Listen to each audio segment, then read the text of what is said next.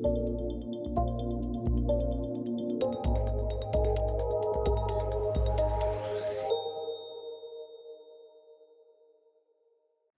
back to ILTA TV. I'm Michael Foster here with Brandon from Epiq. How are you doing today, Brandon? I'm doing pretty good.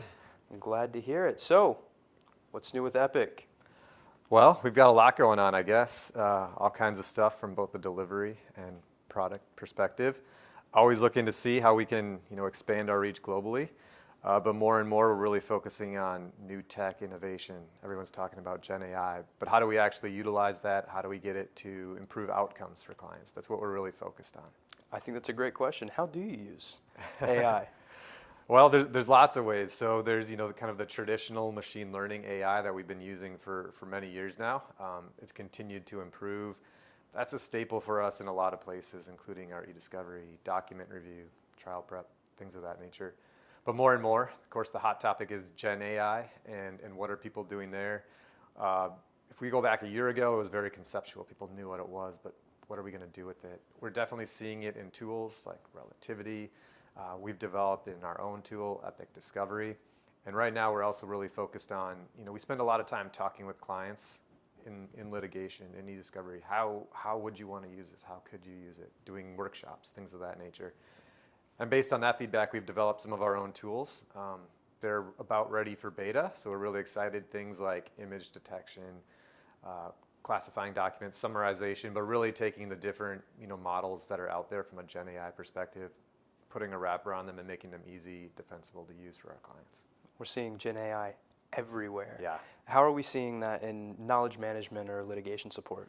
Yeah, so the litigation support is definitely in the tools, but the knowledge management, I think, is people are still more conceptual. People have done knowledge management for a long time as well, right? You organize your documents, you label your documents. Now it's about pointing the Gen AI tools at them, making it accessible.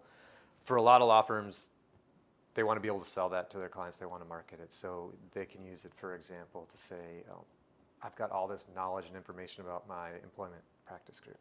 Now I can actually utilize that. I can use the Gen AI to make it tangible. So that's one area where we really see it taking off. And same too with just the trial prep, being more efficient, things that humans can do, but it takes them a long time or they're subject to errors.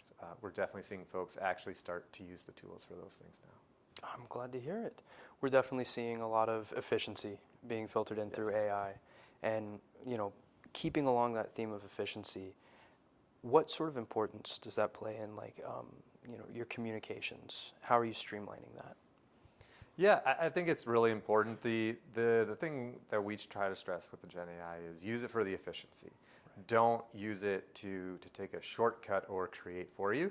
It has to be something you can verify. So use it to improve what you do.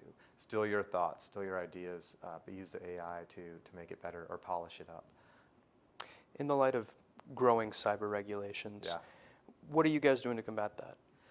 So there's a couple things. I think in the one hand, on the cyber regulations, everyone wants to help protect people, help protect data. It's a good goal to have. Absolutely. Too often what we're seeing is regulators doing something just to do something. Maybe they don't know what they're doing. They don't quite understand the impacts on a granular level. So we see all this new regulation. It makes it really hard to comply with. AI can help with that on the plus, right? It's an area where you can help stay up to date. You can use the tools to summarize new legislation or to summarize impacts of new legislation. So the AI can help in that regard, but we're also then seeing regulation on AI. So it's another thing to keep up with. Lots of things to keep up with today, no kidding. That's right. What's Epiq doing to move the needle on innovation? Yeah, so we do want to be innovative. That's a key for us. We have our core business. And of course, executing on those things day to day is important. But if you're not moving forward, if you're not innovating, you're going to be left in the dust.